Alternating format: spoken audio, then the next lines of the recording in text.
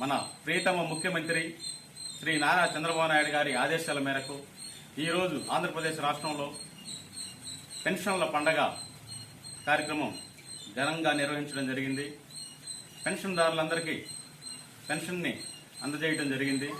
ఈ సందర్భంగా పెన్షన్ అందుకున్న ప్రతి లబ్ధిదారుడు చాలా సంతోషాన్ని, చాలా ఆనందాన్ని వ్యక్తపరిచారు.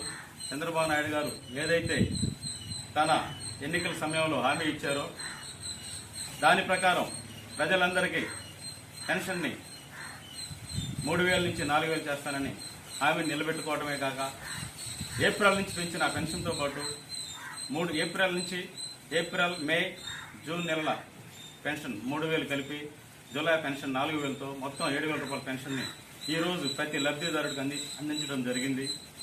వారితో పాటు వికలాంగులకి 6,000 చొప్పున పెన్షన్